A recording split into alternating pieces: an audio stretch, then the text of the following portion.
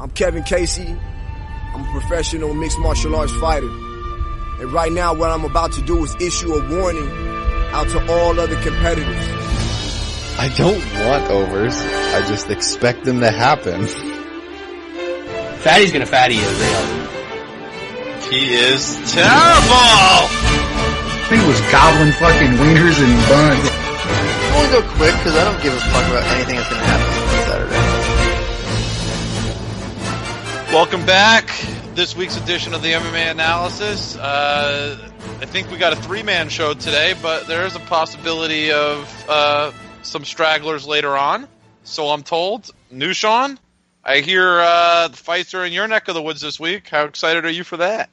Should be awesome, man. It's gonna be a good time. Trisha's coming in tomorrow, and we're gonna hang out and do a bunch of gambling and fight stuff, and then see the fights and see DJ break a record on Saturday. Now, this isn't the first UFC fight up in Edmonton, is it? I don't think so, right? Yeah, it is the first UFC. Wow, they had WC one event, but okay. And then there was one other UFC in Calgary, which is like 2.5 hours south of us, but it's the first time in Edmonton. And there's casinos in Edmonton. Fuck yeah, there's like 5 of them in the city. Seriously? There's one inside the arena. Well, right beside the arena. The new arena. Well, that's pretty awesome. And then why is the US so We're getting better at it, but it's still not there, right, Wes? Wes is with us this week, so here we go. Yeah. Canada sounds like my type of place. Your type of jam. Yeah, definitely. Yeah, I wanted to make it up there for this one, but had other things in life going on. But getting down to visit Trish myself here in a few weeks in Denver, so get to have that whole gambling kind of greenery scene in that area here in just a few weeks. But should be pretty cool card up here this weekend. Can't wait to talk about it. And your quick thoughts on the USA's triumphant point in the murder capital of Central America. Man, I tell you what, if Bobby Wood didn't break out the big wood, he had a Tiger Woods moment. Yeah, he dropped a dark bowling pin down on the pitch. But yeah, man, I don't know, man, about this team right now. I think Bruce Arena had like 15 or something unbeaten in a row or something since he got there. But this is like the stuff that matters now, and who knows, man. I just think that we need to start focusing on the young guys a lot more. We have some serious young talent, maybe some of the best we've ever had. That Acosta free kick before the Bobby Wood goal was just, I don't know why. Like we was talking before we started recording, he should be on every set piece. He's ridiculous, and kids need to get some more touches, man. Jordan Morris kept that alive. Bobby Wood got to go. Our boy Pulisic is just something special. So yeah, we got to get our shit together though, man. We want to make that World Cup, right? Yeah, absolutely. I don't think I'd be very happy if we don't qualify. It'd be pretty devastating, Jeez, honestly. yeah, terrible, considering man. we haven't missed a World Cup since 1986. So, yeah, exactly. I think we're just gonna jump into last week's fight card, which I think ended up being a lot better than people expected it to be. How cool was that? First fight on the event, Thibaut Gouti, Andrew Holbrook. Yeah. I guess we'll kind of break up the fight pass into four fights, and then we'll talk about each 4 set. Next fight up was Abdul Karim Edilov, making his debut and looking pretty darn good doing it. Next fight on the card may have been the best fight overall. Zabit Magomed Sharapov and Mike Santiago. He subbed him in the second round. And then right after that, a light heavyweight bout, Alexander Rakic, another debutant, getting a win over Francimar Barroso by decision. Nushan, quick thoughts on each of those bouts. I didn't see the Guti Holbrook fight. You didn't miss much. Yeah, supposedly The only underdog to win on the event, actually. It's an easy pick'em night if you go that way, for some. Yeah, that means you had a great night if pick'em is how you grade yourself. Yes. That Edeloff guy is a pretty scary dude.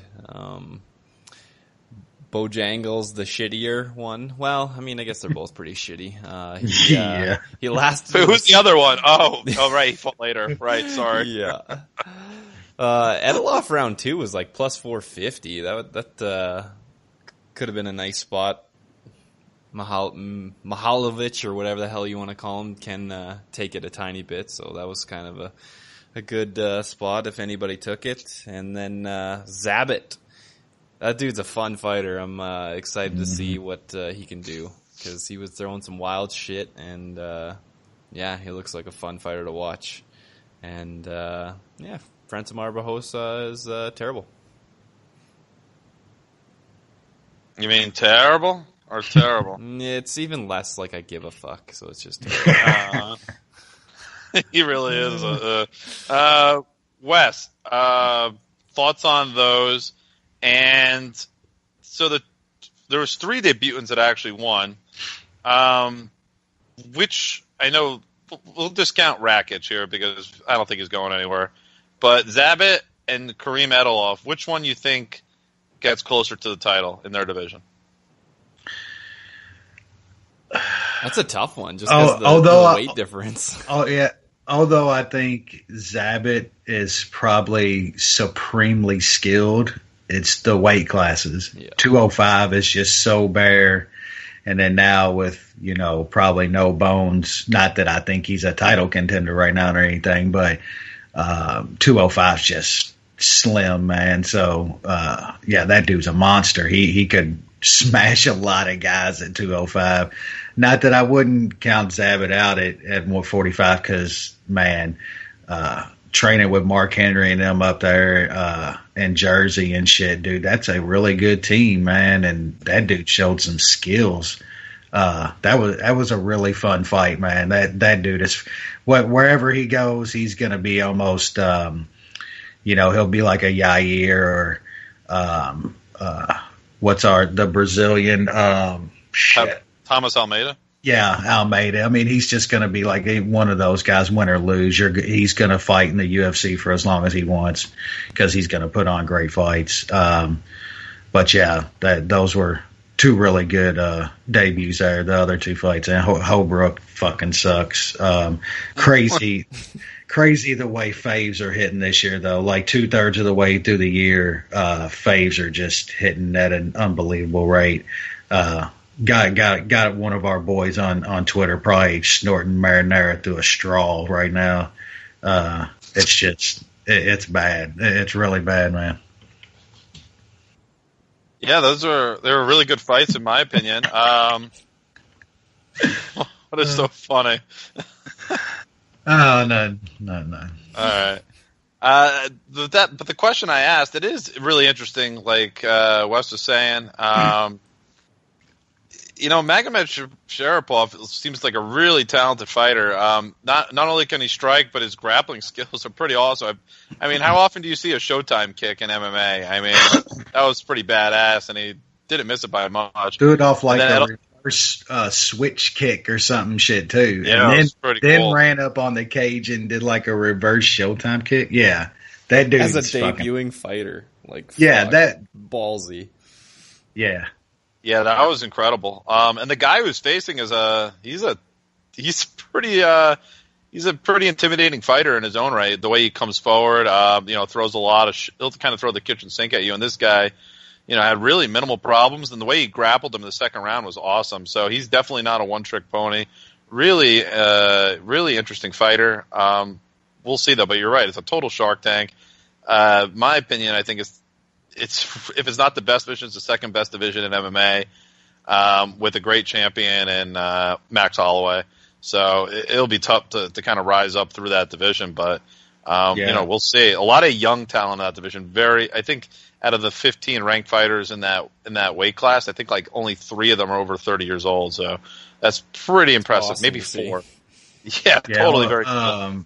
Our boy Aaron put out that little list that night, and I think named like 12 or 13 guys in the flyweight division. That was just like... And I think you forgot some guys. Like, I don't think Jackson was on that list. And all under 30. Yeah, just all of them under 30. Just holy shit. Tom Duquesnoy has fought at bantamweight and featherweight. I mean, there's other young guys that are coming up too that haven't even gotten to this point yet, which are real talents. And even if you go over to the Bellator, there's some pretty solid featherweights on their roster as well. So it's definitely one of the best divisions in the sport. And then Edilov, again, a guy who's kind of multifaceted. I don't think he's a huge heavy puncher, but he's very confident on the feet. His footwork's solid. His ground game seems to have zero issues scoring takedowns, like, at all. Kind of just fights smart too. And his ground and pound is freaking vicious, and he actually has a gas tank. I mean, what's not to like? I mean, he looks like when I saw him in the cage, he kind of reminded me. He looked like a bigger Ryan Bader. Oh shit! Like just kind of his size, like just kind of his physique, kind of reminded me of that. So I think he's going to be a surefire top 15 fighter.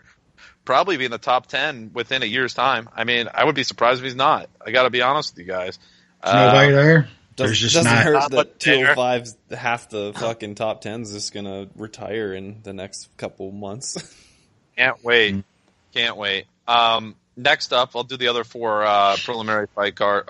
Preliminary. I know it's all on Fight Pass. It's ridiculous that we have to separate these things. But the next four up, Rusty Cables somehow defeated Des Green by this. Then Mikel Prazeres just had his way with Mads Burnell, won by third round north-south choke. Next up, one of the best one-punch knockouts you'll maybe ever see, Mairbek Taisimov, again another first-round victory over Felipe Silva. And then the preliminary headliner, Darren Till beating the other Bojangles, 30-27s across the board. And, was nowhere near as close as the line indicated. Nushan, thoughts on those? Yeah, I thought the scorecards were a bit wrong in the Rusty Cables Des Green fight. I mean, I scored at 29-28 for Green. I was a little bit biased. We all had Green there. I mean, I guess you can give it 29-28 to Hobbyloff, but that 30-27 is kind of a bit of an outlier. Just Des Green just needed to do a little bit more, and I think he could have taken it fairly convincingly. But what can you do? Gotta love Prazeres, just not cutting the weight, doesn't even fucking try, and then just dummies a dude and north-south chokes him. But y'all keep fading those guys in this weight. Yeah. Keep on doing it. That's definitely a change, man. Like years ago, guys would just kill themselves for every last pound. It's that fine line, yeah. And now guys are just like, yeah, I'm not gonna fucking make it. I know my body, so I'm just gonna weigh in at 159 and fucking smoke this dude. Nobody's ever gonna turn down a fight either. Nobody's turning down a fight nowadays. Taisimov, that counter was unreal. Just planted his feet, waited, and fucking just dropped him. Taisimov is a very fun dude to watch. He's just got to stay healthy and fight more. He's pulled out so many fights, but when he fights, it's a good time. And then, sure is. And then Till and Bojangles, I hit the over there. It got a little scary in that first round, but fucking Darren Till has negative killer instinct. He just he doesn't mind hugging. He's not gonna flurry you. He's just there to take decision wins, I guess, and use his left side of his body. I mean, it's nice to see a guy happy in the cage. I mean, that's okay. I mean, it's different, but I wouldn't bet him inside the distance, though. That's for sure. I think Lance tweeted, I was like, are these dudes going to fuck? I was like, pretty much, dude. Pretty much. Wes, thoughts on these four fights? Yeah, I'm pretty much the same. Was biased as hell in the Green fight, but I mean, it was close, man. I couldn't argue either way. I thought Green probably did enough to get the third, but man, he just, I don't know. The dude always finds a way to make it close. But that's what we thought. I think we all had a pretty good read on that fight. The line just wasn't right. That was always going to be a really close fight. Whichever dude got the late takedown and control was going to win, and that's pretty much what happened. Panzaris said fuck missing weight. I can't remember if it was 5 or 6, 4, 5 or 6 like north-south choke finishes ever in the UFC, and that dude's got like 2 of them. I think he's got I think he might have 3. Yeah, he might have. I'm gonna look it up. I'm gonna look him up. Let me see if I can find how many. Which is nuts. Any which number in there, it's still crazy. That dude's got like a huge chunk of those. You're right, 2, and it's the last 2. Yeah, it's Berkman and Mads Burnell. 2 in a row. He's won 5 fights in a row in the UFC. I'll tell you who they're over: Valmir Lazaro, J.C. Cottrell, Gilbert Burns, Josh Berkman, Mads Burnell. He also has a win over. He also has wins over Mirbek Taisimov and Jesse Ronson, and his only 2 losses in the UFC are to Paulo Tiago and Kevin Lee. He's 7-2 in the UFC. Out. He's a tough out. He's a tough style, man. He's probably the most underrated guy in the weight class. He's fought some cans too. The last 2 his last 2 fights are literally against like some of the worst guys you put in there, right? I mean, the ghost of Josh Bergman, Mads fucking who the fuck knows this guy, but yeah, I hear you. His style is really, really tough, man. He's a tough out for anybody. Taisimov, man. Like Sean said, if that guy can just stay healthy, man, I don't know. It might be kind of hard to get that guy fights too, man, because he's a scary fucking individual, dude.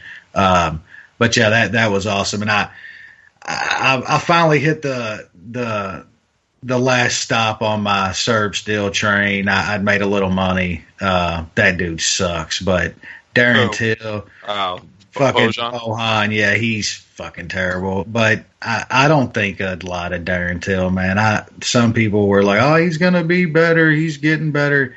I don't see it, man. He's got some okay skills, but yeah, that dude's more worried about hugging and dapping and shit than finishing guys. No, dapping. Yeah, that's just not my. Yeah, fuck Darren Till. He can go eat some fucking crumpets. Fuck off. Yeah, Till actually, I think was my biggest bet in Gamble Master. Actually, it was one of those fights where it was like Till's never gonna. He just doesn't like to put people away, but Bojan he doesn't have any weapons. Just doesn't. Yeah, he's terrible. No weapons he there. Sucks. The Taisimov looks so damn old to me. I think he's 31, but he looks like he's like 80. It's Russia. Like he's got like no hair left. From the neck up, he looks fucking 70. Got the body of like a 22-year-old bodybuilder. If that dude of a prime Arnold Schwarzenegger. Yeah, if that dude ain't been on the fucking John Jones regimen at one time or another, Holo regiment, man. Like, that dude is fucking jacked, man. Yeah, he is. Fucking jacked. And he hurts people. Yeah. But we like him. Our bet on Des Green decision. Yeah, it was close, though. It was closer than everybody knew this fight was going to decision, and I thought it was a close fight at plus 400. That's a pretty good value bet right there. You take that every day. I said that after the fight. I'd make that bet every single time. Plus 400, absolutely. Agreed. Up to the main card. Good first fight. Not the result we wanted, though. Leon Edwards defeats Brian Barberina 29-28 across the board. In a third round, he actually lost. I gotta say, I didn't see that coming. You guys? No. I thought we had it. I had to know, but had him hurt, and I had a 2-unit live bet on Barberina after the second round. I was like, even money, and into the third. I couldn't. I was surprised. I really was. Strange things happen in this sport. Well, let's leave it at that. Next fight up, Gym Teacher TKO third round. Yeah. Do Sean? Don't tell me you had fight goes. Fuck no. I gave literally no shits about that fight. The over 2.5 bet would have won. I but... didn't even play that. Wes, thoughts on this one, or? Man, Renault showed some heart in that fight. I was kind of impressed. Props to her. It was a pretty fun fight, actually. I thought. Hey, gym teacher's not bad. She puts on pretty fun fights. Yeah, she does. Not bad. Yeah. Better than most of the 25-year-olds in that. Seriously. Valid point. Dude, I'll say now, like, I watch every Tough, and I turn this one on. I mean, how bad is it? It might be the least amount of talent I've ever seen on that show. When Modafferi is like the number one overall pick. Like ranked. Ranked. Not even like just a pick. She's gotten the number better. One seed. She was the number one ranked. I'll admit, she's gotten better. She really definitely has got better. But that's the bad thing. She probably is like the second or third best fighter on the show, which is saying something. She mashed that chick. She won the fucking first round. She fucking smashed that chick the first week. I mean, are they really going to give the title to the girl who wins it? Yep. I mean, guys, what are you doing here? You can't do that. Like, have like your own fighters that are moving down compete for that. Or let them do like a mini tournament. Let the winner face this thing for a title. I don't know. It's the same thing that happened at 115. They did that season, and then Joanna just fucking mashed the winner of that, and it was over. Man. So ridiculous. I don't want to even talk about it anymore. It's so ridiculous. Sorry for bringing that up. Yeah. Thanks a lot, guys. Co-main event, which is weird enough to say it all. Sire returns, beats up Rob Wilkinson by TKO. Second round. Thoughts on the return of the Sire? He looked like fucking Fedor. He's so fat. I didn't know. Like, I mean, it was at 185 and he's been out for forever. And he did say that he wants to go back down to 170, but he was looking pudgy as hell. But yeah, this was kind of I guess that's why the line was so low. I didn't really take advantage of it, but I don't think he was in trouble whatsoever for the whole fight. And then he just smashed on Rob Wilkinson, who always gasses in his fights. Yeah, he does. Yeah, they pulled this guy out of, I don't fucking know, dude. Like, I can't believe, like, what was this fight originally supposed to be? This wasn't the original bout. CR versus Mac and Cheese. Yeah, that's right. I hit it at minus 140, and then I couldn't believe, like, he went to minus 130. I played it again. I mean, as far as just the skill gap here was just incredible. Rounds too, like live. Yeah. I think I hit him live after the second, I believe. Yeah, or no, it was the first because the first was a close round. Yeah, and he was like, I want to say it was like around even money or something, or like plus 105 or something. So yeah, I ended up having a good chunk on Sire here, and yeah, the talent ended up showing up. Yeah, Wilkinson gassed out. I think he took it on like not even a week's notice or some shit like that, or like maybe 2 weeks notice. So yeah, dude, that was a pretty good hit. And basically an even money fight. Yeah, weird. And then the main event ended up being better than I think people thought. Yeah. Alex Drago Volkov beating the home country boy Stefan Struve, third round TKO. Some weird live betting odds here, right, Nushan? Yeah, I think me and you took advantage of this. We did. After the second round, it was right around even money, and I was like, what the hell is going on? Like, Struve is not doing too well right now and looks like he's gassing, and Volkov. And he was getting hit clean over and it was just over. a matter of time before one of those hit him good, and he was going to drop, so... You know, every once in a while they throw us a bone, and you got to take advantage of it. So that was good. It was a fun fight. Struve definitely took some shots that I was a bit surprised he actually took until the very end. True. Volkov's a pretty good fighter for a heavyweight. I know it was a tight decision against old Timmy Big Dick, but he's got some skills, and heavyweight's pretty terrible. So. He could be getting closer to like a number one contender shot right away. It's kind of crazy to say, but yeah. Wes, what do you think about the prospects of Volkov? I actually like Volkov coming in to the UFC. He's gone better, hasn't he? Yeah, and it's just, I think he's kind of like Struve with that frame almost, but he's a little more slender, so he doesn't gas as hard. He puts his punches together a little better than Struve. Got a little bit better attack. But yeah, I kind of liked him coming to UFC. He had a couple tough outs, but he was going against some guys that will make, like you go against Timmy Big Dick, he's going to make it an ugly fight, But yeah, I was the same here. I think I got Volkov at like minus 105 at one point after the second, I believe, or something like that. Yep. Struve was just done. I will say, like, Struve did his chin held up fairly well. But yeah, Volkov was one of my bigger plays pre-fight. Like I said, I don't see how you can have your money on a dude that's had a stroke and shit already. I mean, that's not something you want to bet on. So, but yeah, man, that's another really shallow division. Volkov's probably right there. I'd be down for him versus the Hog for a number one contender spot. Fuck that. Hog's getting a title shot. Yeah, he is. Stop wasting time. I just don't. I don't know, man. I'd like for Hog to smash a couple more. Yeah, ideally that would be the case, but because there's no fucking contenders at heavyweight, Kane can't stay healthy. Bones isn't fighting Stipe. I mean, what else are you gonna do? There's nobody. He's got to get it. Yeah, he has to. It's too early for him, but that's the way it goes. Yeah, and I think he could still win. That dude he's legit. Even if he was to lose this time, that guy will be heavyweight champ. At some point, you have to think it's certainly plausible. The Volkov fight would be very interesting, though, in my opinion, with him. Because Volkov, I think, has got a pretty darn good chin, and he uses his reach really well, man. Is anybody slinging fucking bungalows like Hoganu out there?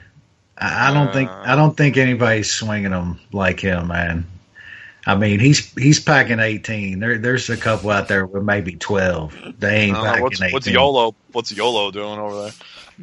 Are we talking third round YOLO or first round YOLO?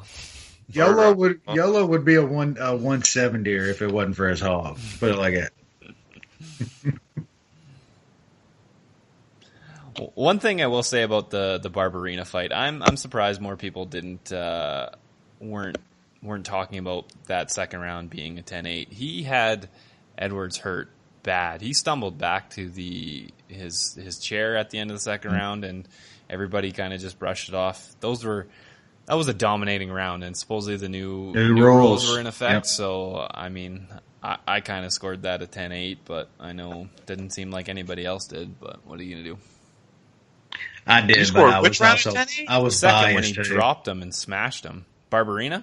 Oh, the Barberena. For some reason, I thought you said Volkov. I said the fuck. No, no, that one. We just kind of skipped by it, so I thought I'd toss that out there. But that's true. Oh shit, Venus up, Jay. This tie break. Venus is away. I told you. It's been really interesting. People continue to say, shit. Crowds aren't a factor in sports. Who are these idiots out there? Who says that? People don't get like, oh yeah, you can't have an effect. This is why I'm as a soccer supporter, I believe in the concept of willing your team to victory. I've seen it's really big in soccer. It's like and you can really, see it in really tennis big. now. I've seen 4 matches. This one included the Stevens match earlier. In the afternoon, the Del Potro match last night, obviously, and the Keys match last night. All 4 were affected. The results, I think, were affected because of the crowd. All 4 of them. I think I think if those were on neutral sites, the other 4 players would have won each of those matches, which is pretty incredible. Yeah, I mean, I don't know what the hell people's watching if they don't think home field. There's a thing called home field advantage. I mean, it's absolutely true. Kvitova imploding now. Yep. Oh, that's damn. Yep. And we're match point away from an all women's, all USA semifinal. Pretty cool stuff. If you're going to be at Arthur Ashe on Thursday we night. need a men's Grand Slam champion. We have to. Good luck Getting with that. close. Getting close. We need one of those. We've had. I'm happy and all. Don't get me wrong. I'm happy we got, but man, it's been a long Weary time. plays like he did 2 nights ago. The rest of his tournament, he could win the tournament. I hope he does. I got him at plus 5,000. Ooh. That I don't have, but I got a Sloane Stephens future at plus 4,000 That's not bad either. for the good old 6969. Only way to bet a future like that, That's Jay. HQ would approve. Yep. Yeah, the HQ approved. Let's move on to Nushan's favorite card. Hell So yeah. Nushan, before we get to that, what is is there is there festivities? What's going on there? Is there There's really not much, which is kind of surprising. I mean, I guess nowadays it's not, but you got to organize it. This is your home turf. You could organize like a bar event after the weigh-in, and have folks come, and I don't know. I don't really like dealing with people. Like, Okay. I like dealing with like degenerate gamblers. I don't like dealing with fight fans. Yeah, that's true. But nothing special. There's just open workouts Thursday at the arena, Friday's weigh-ins. I think there's like something to do with the ring card girls on Friday, and then the fight Saturday. Yeah, so those things with the ring card girls brings out the classy individuals. The riffraff. I mean, there's not that many, and I mean it is Edmonton. I don't know. They We're not talking talking They fucking travel. They travel. It's bad, They man. travel for ring like, card girls. Oh, man. like we've stayed at Trish and I have went like when we went to the Denver fights and the Kansas City fights, we stay where the UFC fighters stay. And there's some weird people that just hang out in the lobby and try to get fucking pictures and autographs. It is sell that weird thing. Yeah, I don't understand that stuff. I'm not really a picture person by trade. Like, I know some people are obsessed with taking pictures of themselves in different situations. I don't never get it. Like, do you really need do you really need a picture to remember that you met somebody before? Like, I don't know. To me, it's mind-boggling. You're just going to stand there and paparazzi everybody. I mean, I like autograph shit, but I don't like. I can't be that person to chase somebody down or stand in a line or something like that. I just buy it. You know what I'm saying? Like, if I go to a fight card, I like to get the autograph poster, but I'm not going to stand around the hotel room and beg fighters to sign the poster. I just pay for it. You know what I'm saying? I don't know about you guys either, but I don't like meeting athletes. Nah. I'll leave it at this. It's hard to, if you have a negative experience meeting somebody and you truly enjoyed their skill set on the field or in the cage or on the court or whatever it is, and then you have a negative experience meeting them, whether they gave you an attitude or just the way some sort of comment that kind of rubbed you the wrong way. It's really hard to root for them the same way. I personally like to keep my distance from athletes as a whole because of that. Because most of your heroes my are favorite fucking soccer assholes. that's totally That's part just of it. how it is, man. I met my favorite soccer player, a couple times, and he was after he retired, and he was in one of those pyramid scheme kind of things, and he was trying to drum up business. I was like, "Oh, you can't do this, man. You can't do this. You're ruining my childhood here." Dude, man, it's fucking Rex Chapman was my favorite basketball player as a kid, and that dude literally he ended up getting on the pills and robbing a fucking Apple store and all kinds of shit, dude. Just all your heroes will always, especially in that realm, sports heroes, they will usually always disappoint you, dude. Totally, man. It's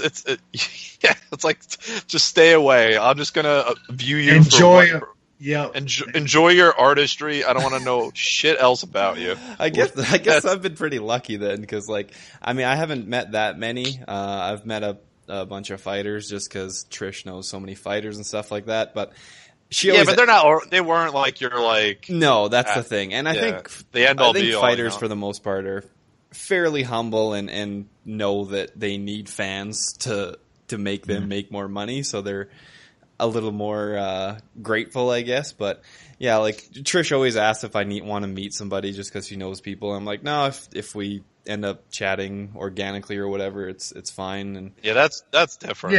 Yeah. But It's how it should be. I'm sure if you met McJesus, you might think differently. Yeah, I would come in my pants for sure. Mr. McJesus, place right, the dick and balls wherever you like, sir. That's correct, sir. First fight on the card, and I think Nunes might even have a bet on this one.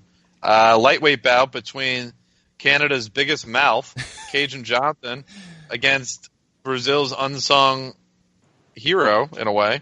Or at least I hope so in this bout, Adriano Martins. Nunes, thoughts on this one? Yeah, Cajun Johnson might have the biggest broken jaw in the world. Or he's gonna have one. Well, he's already had one, so Martins is going to be looking to do it one more time.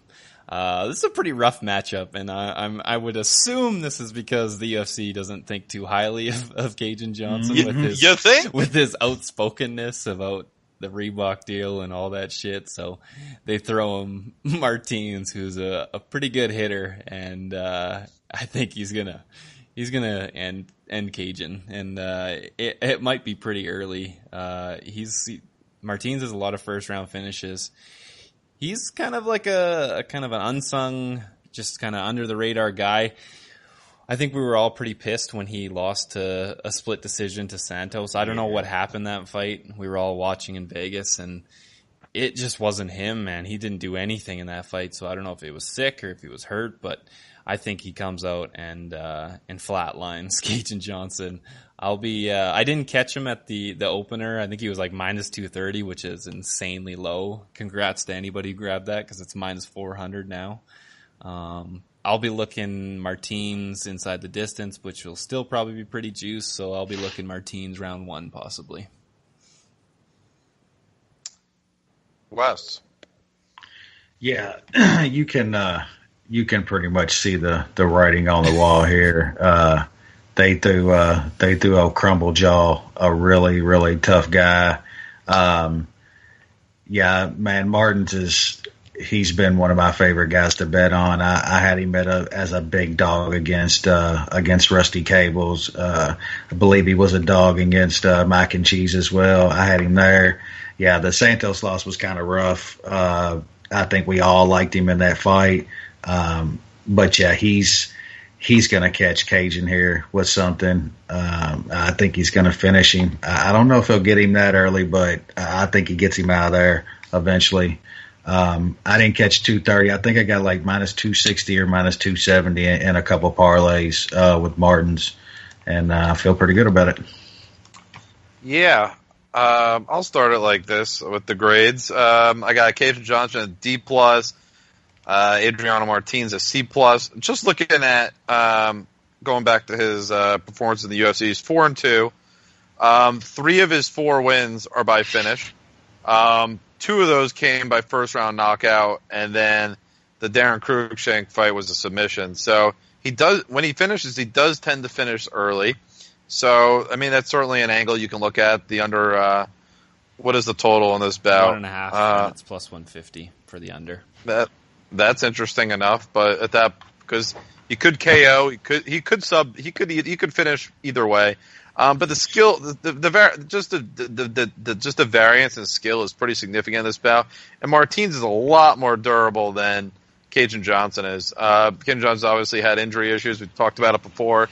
Been broken jaw, and he's struggled to kind of stay healthy. I mean, his skill set isn't terrible, Cajun Johnson's, but it's just hard for him to kind of go through 15 minutes of fighting and not get hurt. And I think that's what's going to happen here. Adriano Martins is going to hurt him, and he's going to finish him, and it's going to be pretty early. These guys kind of nailed it on the head that Johnson was booked for a difficult fight here, and he's facing one of the most unheralded, but better fighters in the lightweight division, a guy who may even be a top 15 lightweight on the UFC roster. Next fight up, and congrats to either of you if you could find fight footage on this guy. Arjen Buller against the fatty gonna fatty Luis Enrique. Do either of you have any thoughts on this bout? This is just Nunes. the definition of fatty's gonna fatty. Unfortunately, the line maker knows this and set it at 2.5. It is still plus money. I know the Canadian's a former Olympic freestyle wrestler for Canada. He did win gold at the Commonwealth Games in 2010. So you would think that he's got some decent wrestling. So my assumption is he'll be able to tire Luis Enrique out and by getting him down and laying on him and stuff like that. Other than that, I don't know too much. I might just blindly take a small shot at the over or goes the distance for some fun to make it a little more exciting while I'm watching this shit show happen. Wes? Yeah, I admittedly don't know much about the Canadian here. Like Sean said, he's a pretty decent wrestler, but Enrique is just absolute trash. That's kind of my angle here. If I decide to throw a little something on it, I'll probably just sprinkle on the over, maybe the Canadian by decision after that line comes out. But yeah, he should be able to wrestle up his way here to a decision. I just see Enrique on his back for 15 minutes, so he'll be the pick. Yeah, I got Enrique at D+. No grade on Bueller, because the orgs he's fought in are behind the paywall, and they're just how much shit are you going to pay for to see this guy? Exactly. Enrique, I don't think he's as bad as Wes makes him out to be, but in order to be successful, he has to be able to grapple. And this fight, he's facing a guy who can grapple better than him, at least on paper. Enrique, decent wrestler by heavyweight standards, striking, not much there, but how's he going to take this guy down? I'd be really curious to see, and if he can, that will certainly tell a good amount about him. But really, it's up to this Bueller guy should really be able to take down Enrique at some point in this fight. And even if he can't punch or do much on the ground, he should be able to just control him on the mat. That's what I'm thinking. I think that's how he's going to win. Without seeing him or, to determine, I don't know how this goes in the feet because I haven't seen anything from him. So it's really kind of hard to gauge what you're going to get from this guy. He's 6-0. 3 of his fights have gone to decision, including a 5-round decision. So, yeah, he's got some TKO. He's got 2 TKO finishes in the second and a third round, one by a stoppage, and he's got one first-round TKO. So he's definitely not a fast finisher. So I don't think – I think Nushon's kind of thought about the fatty's going to fatty is probably real. But without seeing any footage on Arjen Bueller, you really can't put any money on it. That would be bad, very bad, and we don't recommend that type of activity. Fight Pass headliner should be an entertaining fight between contrasting styles. Mitch Clark and Alex White in a lightweight contest. Nushon, Canadian going to win this one? I fucking have no clue. I don't know what Mitch Clark's deal is. The last time he fought more than once in a year is 2011. Yeah, what was that? 2011. Every other year he's fought once. Maybe he's making money doing something else. I know, but that's not a good idea for if you're looking to do, anything with your career. Speaking of people doing other things, I saw George Roop is involved now in Weed Farm. Smart man. They should all get involved in the weed farms. Is that what Anthony? What Rumble thinks do? They won't have to fight anymore. Yeah. Yeah, that's probably smarter than getting punched in the head for a living. Better than a fighters union at this point. Yeah. If you're not Connor, go start growing some weed. Yeah. But yeah, he got flatlined by Joe Duffy last year, which isn't a bad thing. Like he has fought against tough guys. I mean, he lost to Joe Duffy, he lost to Chiesa, he beat Al Iaquinta, which was fucking a terrible choke job by Iaquinta. That was stunning. Yeah, so I don't know what Mitch Clark is. Like, he just fights so little, I can't really get a very good read on him. I don't think Alex White is that good either. That's the problem. He's 1-3 in his last 4, and his only wins against fucking Artem. Yeah, but look who that one win is, homie. Exactly. Yeah. So I don't know. I'm not putting my money on either of these guys. Hopefully, it's a fun fight. I might just take Mitch Clark in Toutmaster for a little doggy action, even though that seems to not be a very good idea this year, considering all the faves have been hitting. But yeah, I can't put my money on either of those guys. Wes? Yeah, I just think Mitch Clark is he's almost like a poor man's Barberina. You know, you just hope he's kind of just tougher than the guy he's in there with. He's taken some. Sean's right about taking the time off after getting smoked by Duffy. That Iaquinta win was just kind of just Al being a fucking idiot more than anything. I think. I don't know. I don't think much of Alex White either. I just think he's got a little bit more skill. I think he can keep it standing. If he can keep Clark off of him, he's got the reach advantage. I think he's a little bit cleaner striker. I put a tiny bit when he was at -130, but nothing really confident, just mainly because I like action. So small bet on Alex White. Wouldn't recommend anybody else do that, though. Yeah, I wouldn't touch that one. I got Mitch Clark at D+, Alex White at D+. On the feet, this is Alex White's fight, but anytime this fight goes to the round, Mitch Clark is definitely dangerous, and he does have a way to kind of get guys in weird situations. So I wouldn't be surprised that happens here, honestly. I'm leaning towards Mitch Clark getting the job done by sub, but it's just not a fight I want a part of. I could see this playing out a lot of different ways. Next fight up on the TV portion of the card, Rick Glenn and Canada's new white hope, Gavin Tucker. Is that right, New Sean? Fuck no. I mean, Canada has more white hopes than Boston. Okay, that's true, and I think it's just all these journalists that just jump on these guys as nuts because they want somebody. They want somebody, man. I mean, George is coming back, so maybe that'll temper the craziness. But he did have a really exciting debut against Sam Cecilia. He styled on him. He danced a bunch in the ring, which I'm not really a fan of, and was kind of hoping he would get slapped. But what can you do?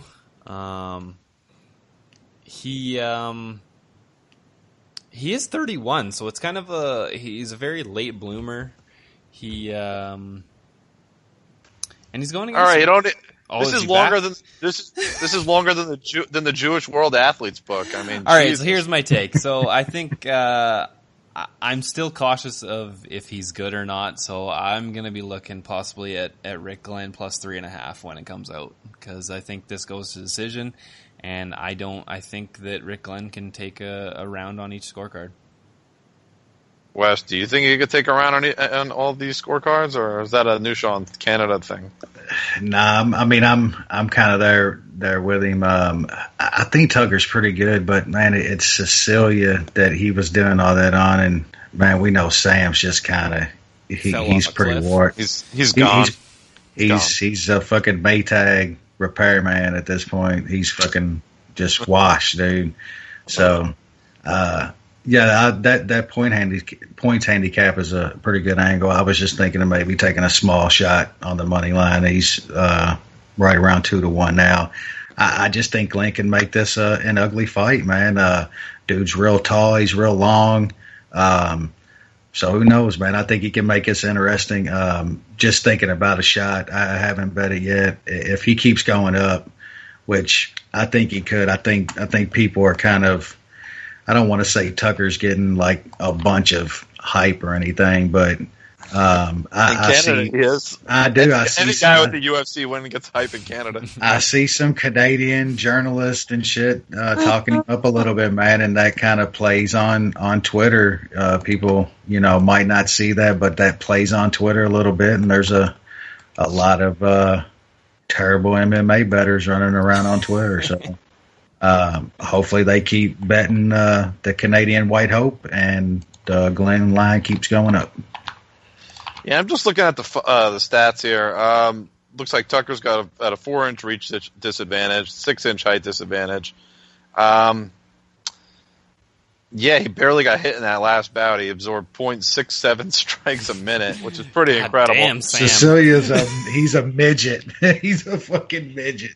Yeah, they each both actually have they each both landed 3.67 significant strikes in their UFC bout. So pretty similar on volume. But I guess this really comes down to if Tucker can avoid being hit in this fight like he did in the Sam Cecilia fight. I'm going to say he's going to have pretty good success with the first 2 rounds, and then the third round he might tire again, and Glenn might get that one. But it could be close, and then you're kind of relying on Canadian judges to score it correctly. And that's a hard pass for me. I'll boo the shit out of him. Don't worry. Yeah, that's gonna do it. So I'm gonna say Gavin Tucker by decision. My grades, I don't think I mentioned them. Rick Glenn D+, Gavin Tucker C-. Do we have a late arriver? We do. Oh. Yeah. I arrived later than any round that Rick Glenn's going to win in this fight. Heyo. What are you trying to say? I'm going to say that he gets punched in the head a whole hell of a lot. And Gavin Tucker's all right at doing that. So the white I like Canadian hope. Yeah, exactly. The Canadian McGregor. Oh, fuck. Here, I told you, Canadian hype's real. He should box Adonis Stevenson tomorrow. Oh, shit. Oh, man. Steven Espinoza on line 1. Set it up, Showtime. Yeah, that'd be awesome.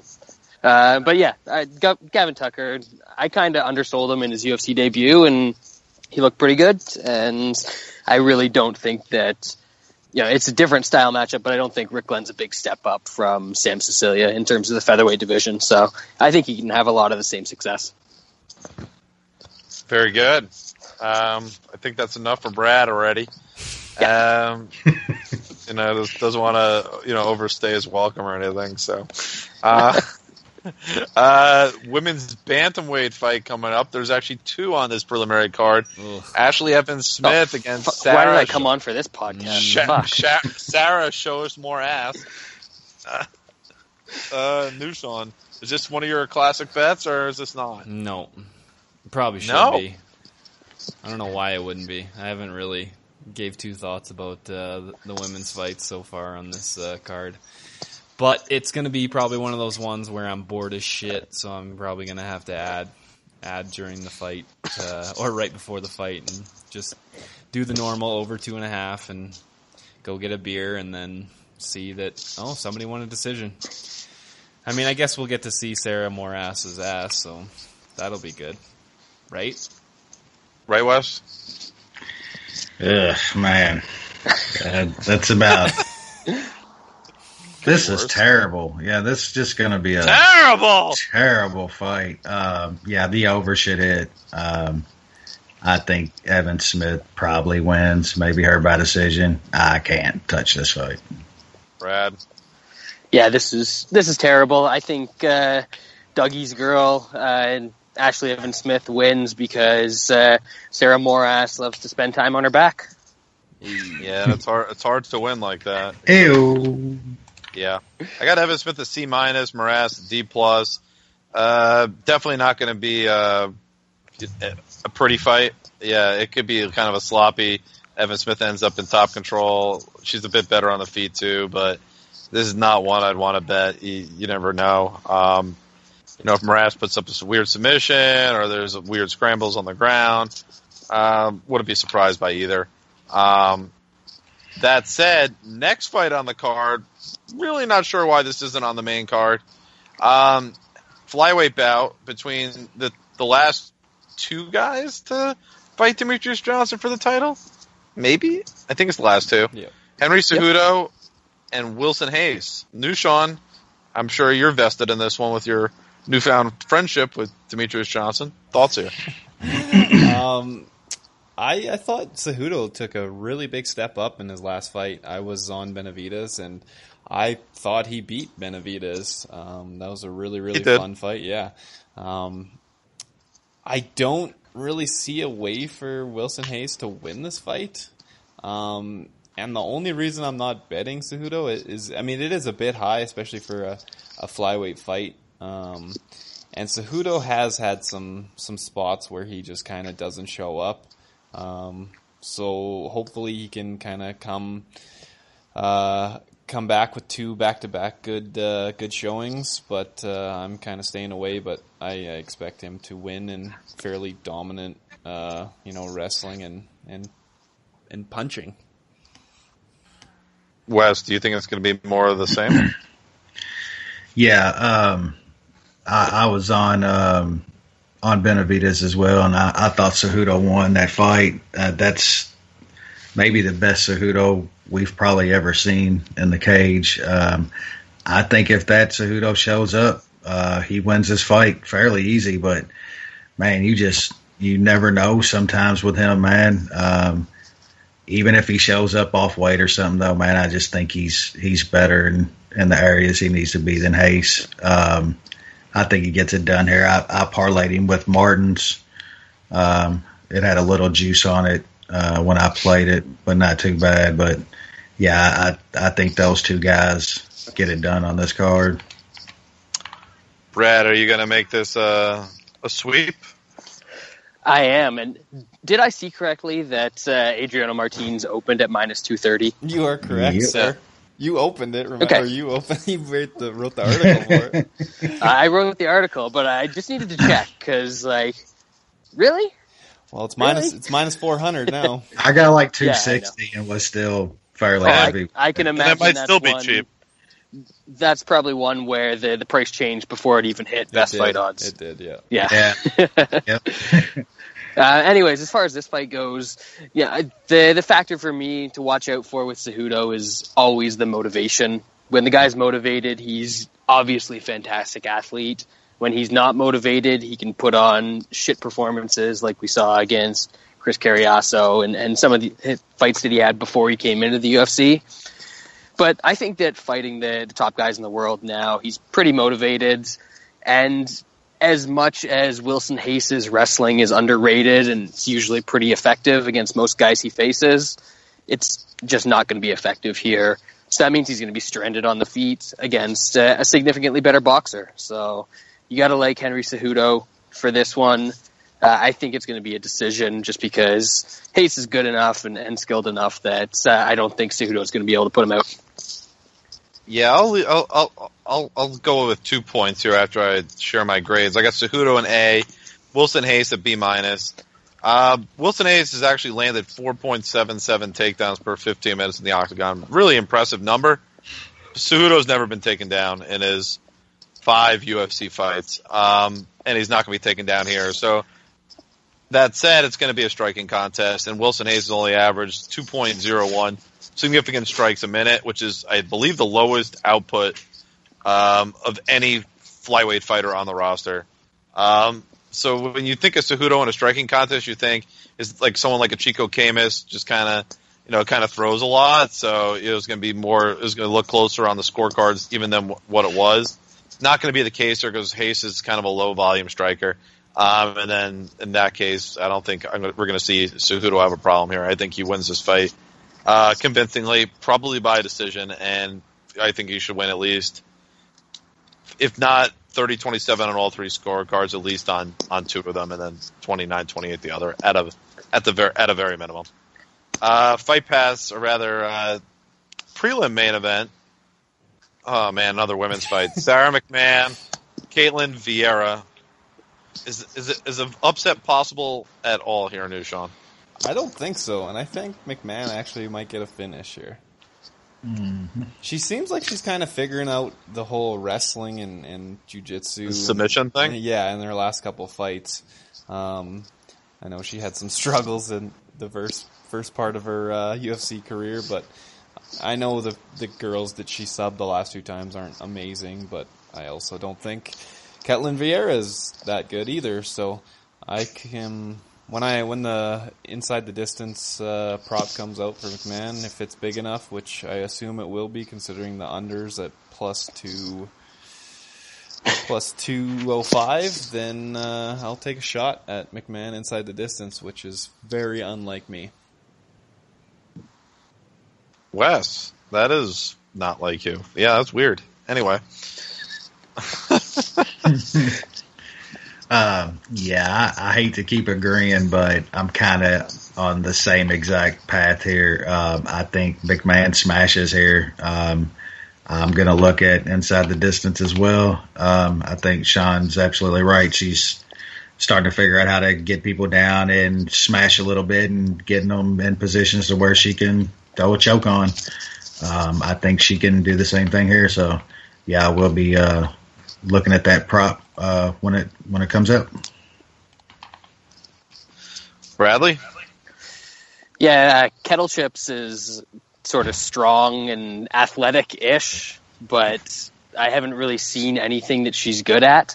So she's facing probably the strongest fighter in the women's bantamweight division, who is also technically a far superior wrestler, better grappler when she gets in top position. And honestly, even on the feet, McMahon at times shows that she's capable there before she tends to blow it in fights. So I think that this is going to be a pretty tough out for Vieira, and McMahon is going to get her down. I don't think the finish is going to be right away, but I could definitely see, come round 2, round 3, Vieira starts to tire.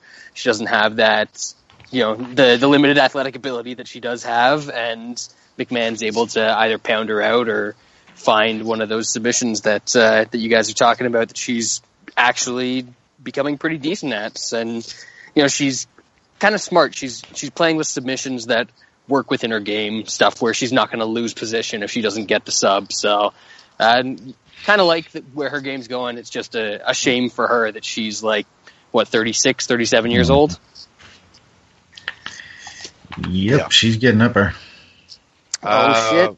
I just secured the young ho in my my second fantasy draft, 15th round, All-Star baby. Anyway, I got Sarah McMahon an A-, Caitlin Vieira a C. Neither of these fighters actually been taken down in their time in the UFC, but check out these stats. McMahon averages 5 takedowns per 15 minutes and at a 70% takedown success rate. 70%. That's women. So 7 out of every 10 takedowns she attempts, she secures. I think that might be the highest of anybody on the roster. If women knew how to use underhooks or what they were, that would be 40%. Either way, it's not, and here we are. Vieira is physically fairly intimidating. A little bit of a reach advantage in this bout, but McMahon is probably outside of Amanda Nunes, she may have the biggest power in this weight class. She definitely, she's very physically strong. She can hurt people, if given the opportunity. But I think this kind of plays out like some of her recent fights. At some point, she'll secure a takedown, and she's really dominant in top position and knows how to find chokes from that, from top. I could see her definitely winning that way. And a sub prop would definitely be of interest to me in this bout. I haven't really examined the number yet, but that's definitely one I'd keep an eye on closer to fight day. I'd like to see the weigh-ins with her just because, but she is getting older, but that's, like I said, that prop is one that should be under consideration. Main card coming up. Pretty good event here. At least the pay-per-view portion. I like this. Gilbert Melendez dropping down the featherweight, taking on Jeremy Stevens, and that's a really interesting contest. Nushan, what do you think of that one? Bit of a weird fight, with Stevens coming off kind of a frustrating loss against Carnero. And then Gilbert dropping down to 145 for the first time in his career at age, at age 35. The reason I kind of favor Stevens a bit, even though that was a pretty bad loss. I mean, I guess not horrible loss because it was Carnero, but I just expect Gilbert to bring the fight to him. He's not really gonna to pick and pop and move a lot. He's gonna come to scrap, and I think that plays into Stevens' hands. I wonder what Gilbert's wrestling is going to be like at the lower weight. It's a tough fight. I'm just gonna pick Jeremy Stevens to win a decision, but I think it's gonna be a close fight.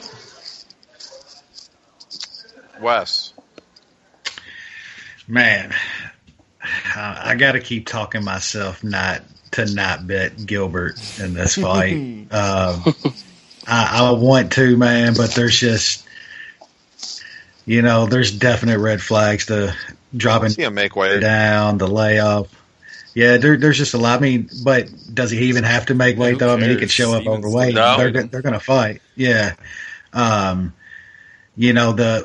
I don't really care about the steroid flag, whatever bullshit. Those guys are getting good shit. They're cycling right. Gilbert ain't dumb anymore. If he's using, he's using.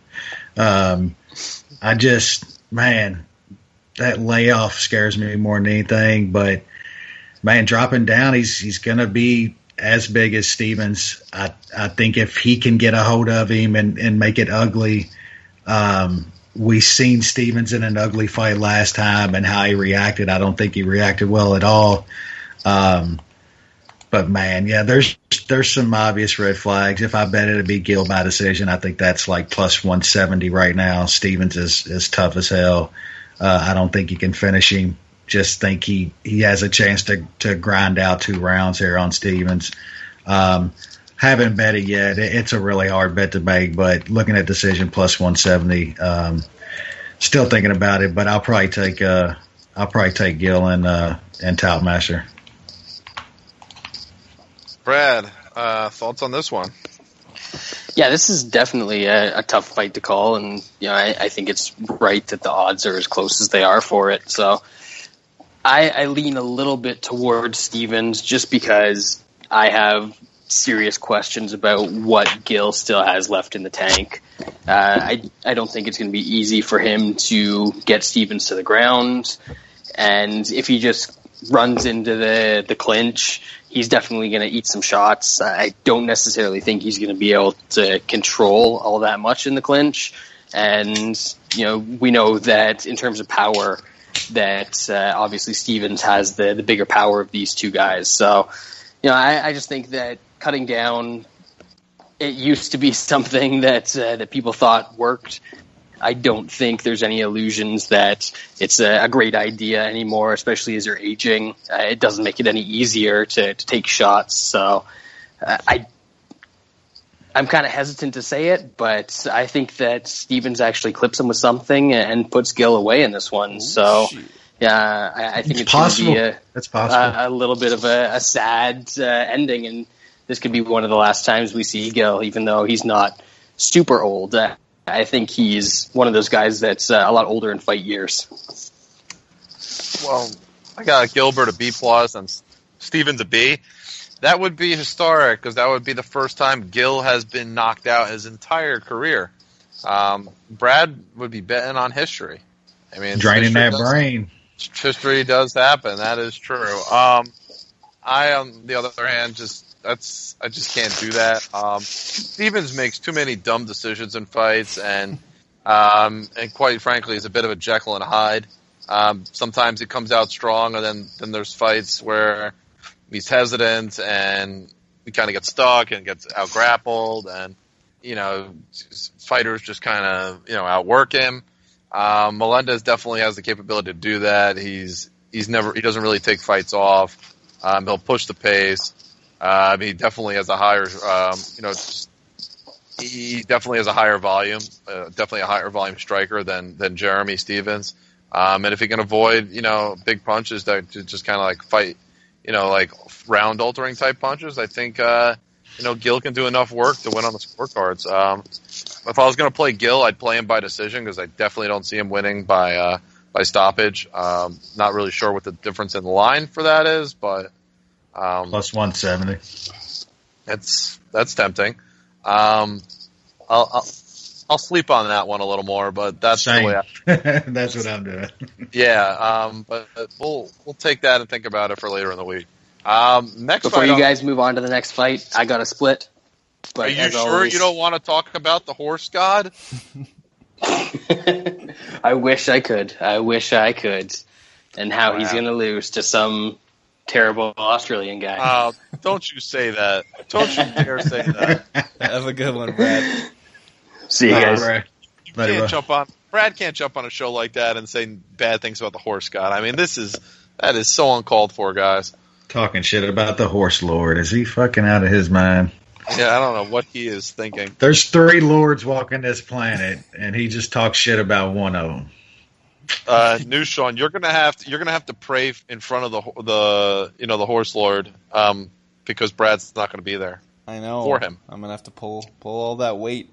We're gonna be another person short then on this show. We can't afford that. I know. Imagine the hog that would have been running around Edmonton if Latifi and Hoganu would have showed up. The poor women. You wouldn't be able to get it. You wouldn't be able to get into the building. Filled up. That's how it is. Fire marshal in there. Yeah, exactly. Dude, you wouldn't even need a fire truck because. Yeah, the horse lord. He's a character. I really want him to win. There are some red flags coming into this fight. This is his first fight back after getting pretty brutally knocked out by Bader. I thought he looked really pretty good before he did get knocked out there, but when you get knocked out like that, especially at 34 years old, you don't always know how they're going to come off that. Tyson Pedro's he's only had 6 fights professionally, so I don't know who he is at this point. I mean, he did beat the Bear Jew, but that's not really anything to brag home about. All of his wins are in the first round, so I think if the Horse Lord can weather the storm, he can take over. I mean, he might even be able to get him in the first as well. I think it's a close fight, but I'll pick Latifi to maybe get a knockout in the second. Wes. Yeah, I'm kind of thinking along those lines. I don't think the Bader loss was like a bad loss for Latifi as far as the comp. I mean, it was a brutal loss as far as the finish, of course. But Latifi had some decent wins. I mean, he fought some tough guys. We know Vellante ain't, some world beater, but he's a tough dude. Sean O'Connell, and he starched him. I'm just not convinced that Pedro is some, I don't think he's much more skilled than Latifi at all, and never been out of the first. He beat Paul Craig. I don't think that's, you beat a guy in 50 seconds and he got Khalil in like a minute. We know Roundtree's gotten much better since then, but yeah, just that knockout loss got to give you pause, man. I would be all over Latifi here at that price. I think if he does weather a half a round with Pedro here, he's probably going to be in the driver's seat. But yeah, that's a rough one to come back from. He took a pretty good amount of time off, which is good to see. If the line keeps coming down, which I've seen some people on Twitter talking about betting Pedro in this spot, Latifi probably will come down a little more. So if he gets anywhere to around even money, I'll definitely be putting a bet on him here. I think he's the better fighter. So yeah, Latifi's the pick. If the line comes down a little bit more, he'll be a bet. I got Latifi a C and Tyson Pedro a D+. really, for UFC purposes, Pedro has no punching power. And he's basically a guy who needs top position and then could potentially secure submissions. The big question mark in this fight is, how do you submit a guy who's got no neck? This is very true. This is a good question that we were going to find out. And a 12-inch piece. I have no idea how he could submit him. Latifi's never been submitted because he has no neck, and this guy only wins by submission via neck submissions. So I'd love to be proven. I would not like to be proven wrong, but I don't see how he gets submitted in this bout. And then from there, I mean, Latifi's a better wrestler, and the experience should certainly play a factor here. He's a better striker on the feet. He hits harder than Tyson Pedro does. He's certainly smaller, and that's an issue. But his he's just a better offensive wrestler. It's not even close in that regard, in my opinion. And if he can't be submitted, I'm struggling to see how he loses the fight. I like Latifi here. I haven't bet him yet, but I will. Probably a unit. It's like kind of a weird line, in my opinion. I think he should be a bigger favorite. I don't think I'm missing anything. But yeah, some Pedro love. I don't get it either, man. Let me see how Pedro submits him. And if he's able to submit Latifi, I'll become a believer. How about that? Moving up on the card, really interesting bout in my opinion. Rafael Dos Anjos, Neil Magny, and a top 10 welterweight bout. Nushan, thoughts on this one? I like Dos Anjos in this fight. Nothing too crazy. Love it. I don't love it, and the reason I don't love it is because Saffiedine was able to take down Dos Anjos a couple times in that fight and control him a bit on the ground, and that kind of worries me because Magny, he's all gangly and somehow he gets guys to the ground, even though you wouldn't really know it looking at him. So I'm a bit worried that he gets Dos Anjos down and lays on him and crucifix him and drops a bunch of elbows. I don't think he's going to finish Dos Anjos, but there's definitely like a path to victory there.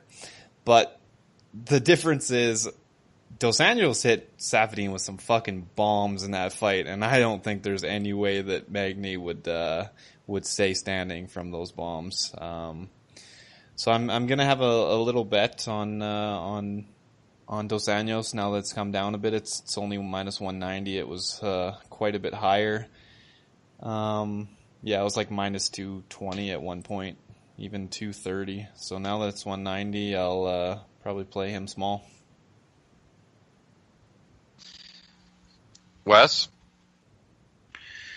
Yeah, I'm kind of on the same path as Sean again here.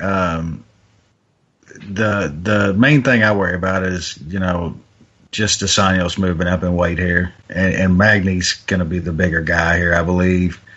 Like Sean said, he's got a path to victory. But like he also said, Magny ain't catching those bombs that Dos Anjos was landing last time and staying in this fight.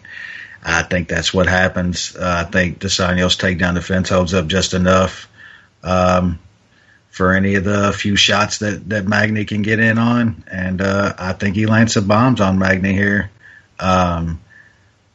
Don't know if he'll finish Magny. Magny's pretty tough and stayed in some fights. But I think he can hurt him here and pretty much control this fight. We'll probably look at Dos Anjos inside the distance. Should be a pretty decent price. But the only bet I have as of right now is Dos Anjos parlayed with Martins. And I kind of like that bet. I think Dos Anjos gets it done here. I got both these guys at B. I think this is a tough fight to call because Dos Anjos typically outworks opponents, but it's going to be really tough to outwork Magny, who's like a cardio machine.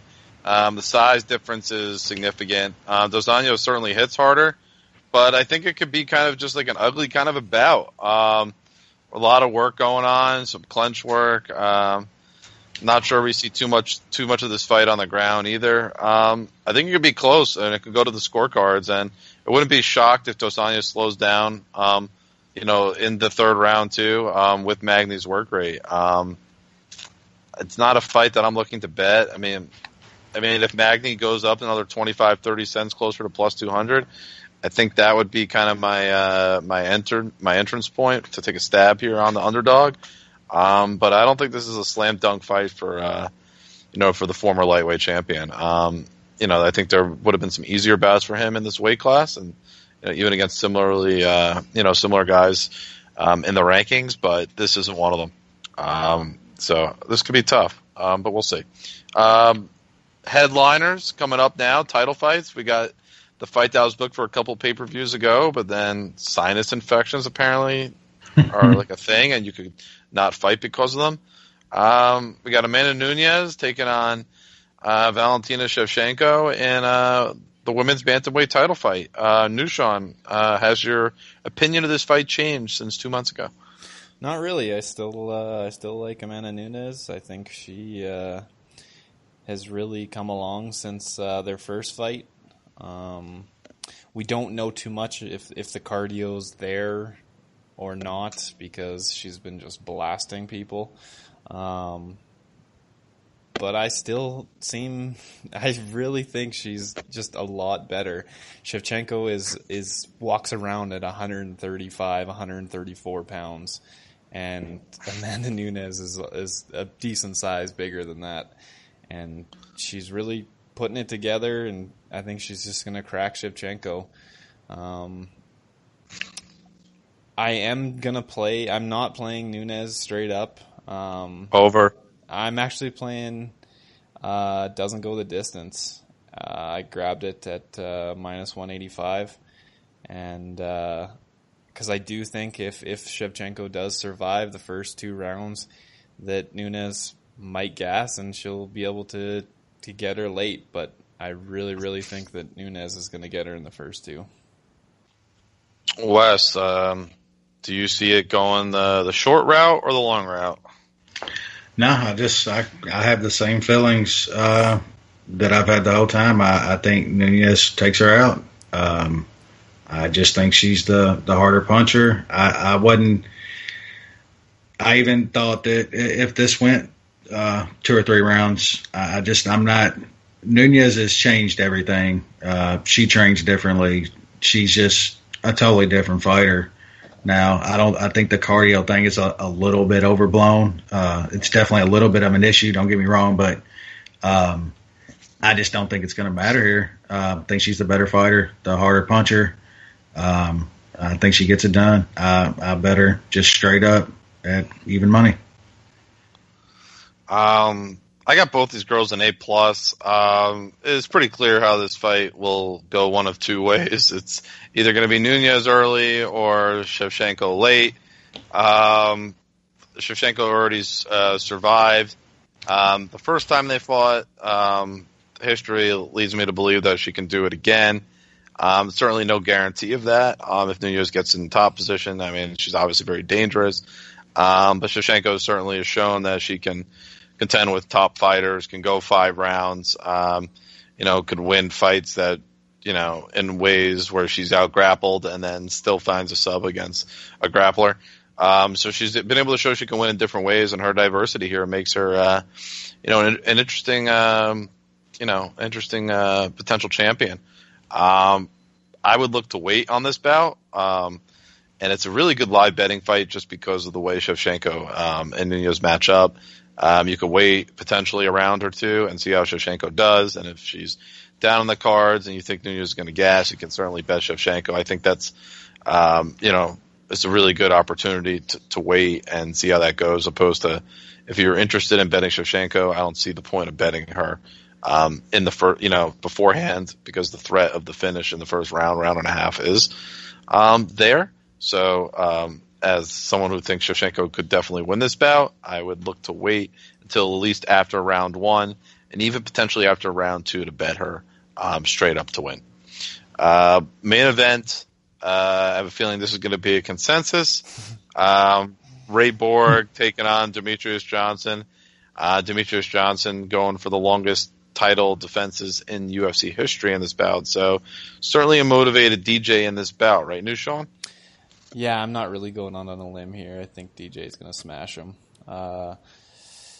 Ray Borg has missed weight a couple times at flyweight. He's only hit 125 actually once in the UFC. Really? Yeah, and that's against Scoggins, and he lost that fight. So I'm not certain. I don't even know 100% if he's going to make the weight. I would hope that his weight's on point for a title fight.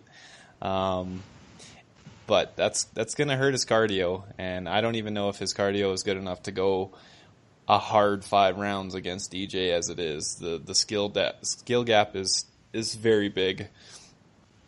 He made weight against Kalades, no? What's that?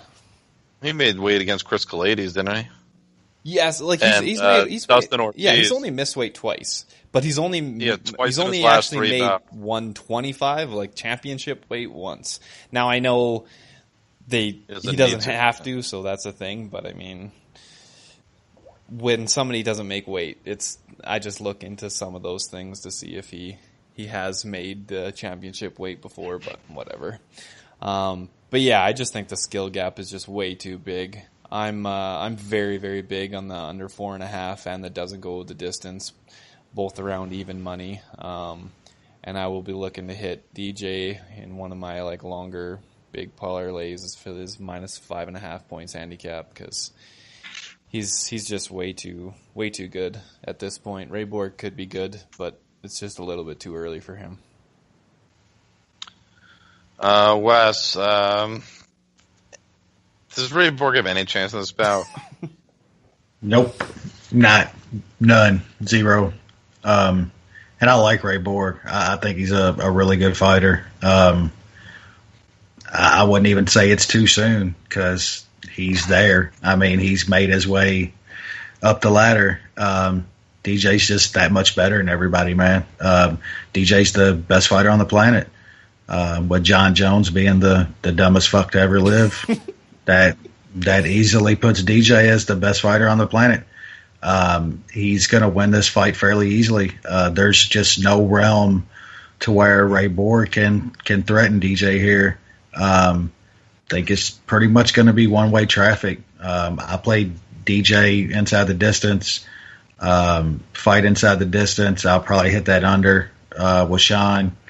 Just any which way I can to get something around even money on DJ ending this fight. I'll be playing that because I think he will get another finish here.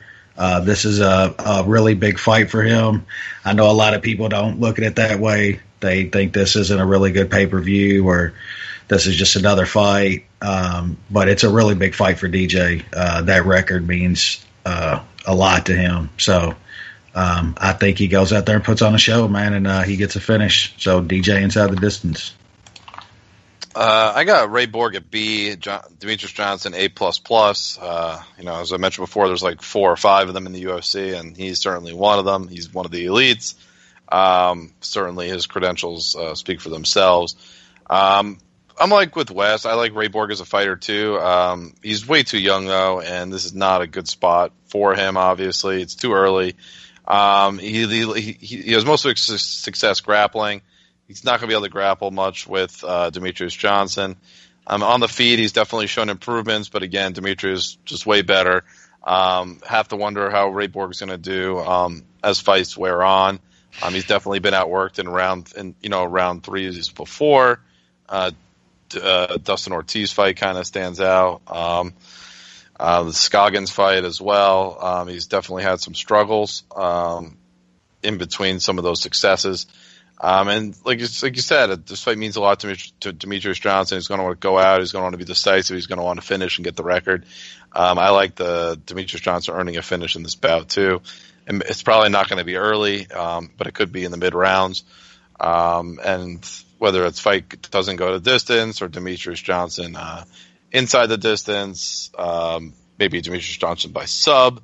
I think all 3 of those are, decent likelihood to happen. So I'll take Demetrius Johnson to win and to do so by stoppage. And I believe that's our consensus, one of our consensus bets news, Sean. Read that off for the fans. Demetrius Johnson, Ray Borg does not go the distance, minus 140. So there you go. 5 dimes consensus bet of the week. We think we got a winner for you this time. Last week wasn't as good, but we think we got you one this week. Demetrius Johnson. Ray Borg, fight doesn't go to distance, -140. Wes, give us your thoughts on, we're done with MMA, so give me your U.S. Open winners, men and women. Go. Well, on the men's side, we got to go with Big Sam, and wow, I think since well,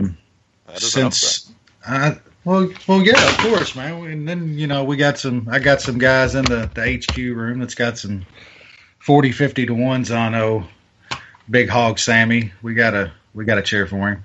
And then on the women's side, I think that Sloane might be getting that love and touch, man. It might be the relationship that pushed her over the top. Got the Joe's Moraltador, huh? You got that Josie loving that. He's packing at least a 10. We'll give Josie a 10 at least. So I think that's fair. Sloane's that's very fair. That's probably in the neighborhood. So what's your thoughts, Jay? What do you got? I'm gonna say Federer on the men's side, and the women's side's really tough. I mean, I really don't want Keys to win, but she's got like something going on too. I'd love to see Sloane win. Got that future on her. Like the way she's playing. I think Sloane beats Venus. Final could be really interesting. I mean, Pliskova's playing really well. I think she probably beats Vandeweghe. And I think Keys gets to the semifinal. That's like a kind of a heavyweight kind of a matchup. So, I think Keys just has kind of like it's kind of a tough battle to get all the way there, though. Yeah. So I mean, I think Stevens could get there. I wouldn't be shocked. Got a shot, man. Got a shot. You should be able to start getting a little bit of some hedging going on here soon on a 40 to 1 ticket, right? I think it might be the time to do that, right? Yeah, it's getting close. Yeah, it's getting close. Sure. I mean, you got to figure she's not going to be more than what, like, I mean, she's probably going to be a small underdog to Venus. I can't imagine it being big. Yeah, I think she's going to be the dog. Venus could be like -140, -150 to win, maybe. Yeah. Can't be much more than that, so. Yeah, I was thinking around -135, 140 is what I was thinking. It's going to be really tight. I have to think so. So, yeah, there could definitely be some hedge opportunities out there. Probably, play that up for a little more than what I bet in, and save the rest for the final if it gets there. So, I'm looking forward to the end of this tournament and the start of football season. Yeah, it's been a great tournament, man. One of the wildest in a while, man. I think you were saying, and there's just a bunch of people you usually don't see. Joker being out of the men's side kind of opens up everything in any tournament that he's not playing in. So, yeah, that's for sure. And Nushan, folks going up to Edmonton for this big bad pay-per-view coming up. Tell them two things that they should, if they've never been to Edmonton, that they should do while they're up there. It's touristy as fuck, but you can come see the biggest mall in North America. Oh, that's there. That's right. I thought the one in Minnesota was bigger, but maybe not. I think they keep like adding on each of them to like keep one upping yourself. It's been a border war for years. Fucking stupid. Other than that, I don't know. I don't know if there's anything else too crazy. Is there a food specialty up there? Is there some sort of drink, some sort of tradition? I don't know. A place you can eat your edibles and smoke. Well, you can do that a few places now. But. The shitty thing is there's actually a good football game going on, but it's like the same night as the UFC, which is fucking stupid. What, the Canadian Football League? Yeah. They didn't figure that one out, the scheduling for sure. They could have moved one, and they actually would have had some even more attendance, but yeah, I don't know. I'm not really a touristy person, so I just go to casinos and gamble like a fucking degenerate. You should go to the casinos. There you go. There's a bunch of them. are they like local, or are they like owned by the big chains? No, they're all like well. There's no Caesars. There's no MGM. No, they're not like that. No Harrah's. No, they're not any American ones. There's like one that's connected like with the arena. I think that one's just owned by the person who owns the arena. And then there's one on the west side that's on like a native reserve. Mm-hmm. So that one's a fancier one. They have lots of like stand-up comedians and stuff like that doing stuff there. Oh, we got a Foxwoods. Is Mighty Joe Rogan going to be up there? He is, but he's not calling the fights, which is kind of weird. So he's doing a stand-up show on Friday. Are you going? And no, I'm not going. I've seen him before, but not a fan. He's all right. His podcast is better than his stand-up. So what you're the saying? People he brings are usually funnier than he is. I would definitely agree with that. Tony Hinchcliffe. Yep. There's a bunch of them. Hell, all kinds of them. The dude that does Shop Show with him, that dude's fucking hilarious. Oh, Brian Callen? Yeah, Brian Callen. Yeah, he's funny. But yeah, so it's weird. I gotta see Joey Diaz one day. That's my I wish Joey Diaz was coming up here. Then I would go to that show, but he can't because he's a fucking felon. Dude, man.